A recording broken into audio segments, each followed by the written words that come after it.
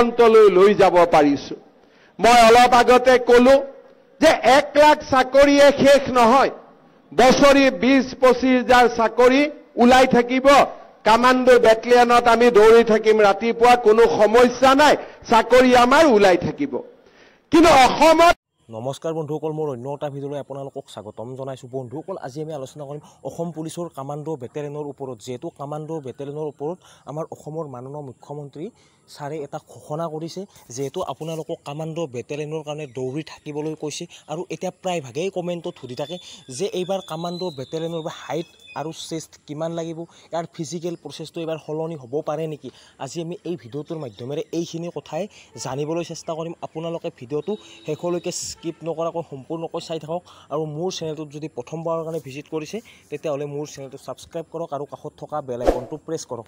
চাওক বন্ধুসকল, যিহেতু আজি কিছুদিন আগতে আমাৰ অসমৰ মাননীয় মুখ্যমন্ত্ৰী হিমন্ত বিশ্ব শৰ্মা ছাৰে এটা ঘোষণা কৰিছিলে, আৰু সেই ঘোষণাটোত তেওঁ কৈছিল যে কামাণ্ডো বেটেলিয়নৰ কাৰণে আমাৰ ল'ৰাসকলক বা ছোৱালীসকলক দৌৰি থাকিবলৈ আহ্বান কৰিছিলে। মানে ইয়াৰ পৰা এইটো কথা জানিব পৰা যায় যে কামাণ্ডো বেটেলিয়নৰ আকৌ নতুনকৈ পথ আহিব। যিহেতু 10টা কামাণ্ডো বেটেলিয়ন গঠন কৰা কথা আছিল, তাৰে 4টা কামাণ্ডো বেটেলিয়ন এতিয়াও গঠন কৰিবলৈ বাকী আছে। আৰু যিহেতু অফিচিয়েলি আপডেটেই হওক বা কোনো ডাঙৰ বিষয়া বা আমাৰ অসমৰ মাননীয় মুখ্যমন্ত্ৰীয়ে কোনো ধৰণৰ এই কামাণ্ডো বেটেলিয়নৰ ওপৰত আপডেট দিয়া নাছিল। কিন্তু যিহেতু মাননীয় মুখ্যমন্ত্ৰী হিমন্ত বিশ্ব শৰ্মা ছাৰে নিজেই ঘোষণা কৰিলে যে কামাণ্ডো বেটেলিয়নত পদ আহিব বা আপোনালোকক দৌৰি থাকিবলৈ কৈছে।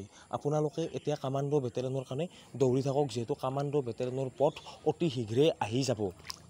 চাওক বন্ধুসকল, এতিয়া যিহেতু প্ৰায়ভাগে সুধি থাকে যে কামাণ্ডো বেটেলিয়নৰ বাবে হাইট বা চেষ্ট কিমান লাগিব।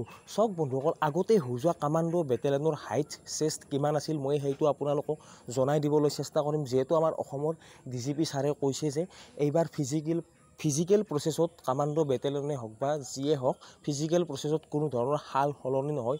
আৰু যিহেতু বৰ্তমান নতুন অফিচিয়েল আপডেট অহা নাই, আগৰ হাইট চেষ্ট কিমান লাগিব সেইটো মই আপোনালোকক ভালদৰে জনাই আছোঁ, আপোনালোকে চাই থাকিব। Male candidate general 167 centimetre, female general 162। তাৰপিছত আহিছোঁ MOBC, OBC, SC male candidate 162 centimetre, female candidate 157 centimetre. ST hills আৰু ST প্লেইনৰ বাবে আৰু গোৰ্খাসকলৰ বাবে 160.2 চেণ্টিমিটাৰ আৰু ফিমেল কেণ্ডিডেটৰ সকলৰ বাবে 152.40 চেণ্টিমিটাৰ। তাৰপিছত আপোনালোকৰ চেষ্টলৈকে আহি গ'লোঁ। চেষ্ট আপোনালোকৰ ST হিলছৰ কাৰণে আপোনালোকৰ চেষ্ট 80 নৰ্মেল আৰু 85 ফুলালে হ'ব লাগিব। তাত চেষ্টটো কম আছে ST হিলছৰ কাৰণে, আৰু বাকী আদাৰ কাষ্ট যিমানখিনি আদাৰ কাষ্ট আছে তেওঁলোকৰ কাৰণে চেষ্টটো আছিল 85 আৰু নৰ্মেল 85 আছিল, আৰু ফুলালে 90 মানে 90 হ'ব লাগিব। এইখিনি আগতে হৈ যোৱা কামাণ্ডো বেটেলিয়নৰ আপোনালোকৰ physical processor physical standard test আছিল। হাইট চেষ্ট এইখিনি আছিল। যিহেতু হাইট আৰু চেষ্টটো বেছিকৈ ৰখা হৈছে, আৰু যিহেতু বয়সটোৰ কথাই সুধি থাকে প্ৰায়ভাগে, চাওক বন্ধুসকল, বয়সটো আপোনালোকৰ 21লৈকে দিছে। জেনেৰেল কেণ্ডিডেট আৰু আদাৰ কাষ্ট সকলোকে আপোনালোকৰ এজ ৰিলেক্সেশ্যন দিয়া হৈছে। যেনেকৈ আগতে এজ ৰিলেক্সেশ্যন পাইছিল সেনেকৈ এই কামাণ্ডো বেটেলিয়নতো আপোনালোকক এজ ৰিলেক্সেশ্যন দিছে।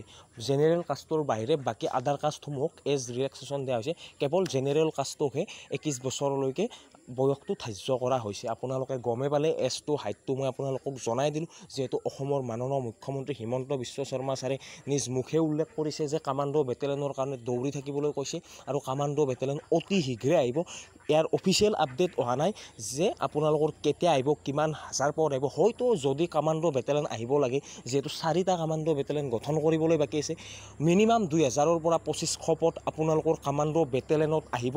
আৰু জুলাই মাহত আহিবলগীয়া 2000 পদত আপোনালোকৰ কামাণ্ডো SIৰ পদ আহিব। আৰু কামাণ্ডো বেটেলিয়নটো এই 2000 পদত নাহে, কামাণ্ডো বেটেলিয়নটো ইয়াৰ পিছত আহিব। কাৰণ কামাণ্ডো বেটেলিয়নত আহিব লাগিলে বহুত পদ আহিব লাগিব, আৰু এই 2000 পদত কামাণ্ডো বেটেলিয়ন কেতিয়াও সম্পূৰ্ণ নহয়।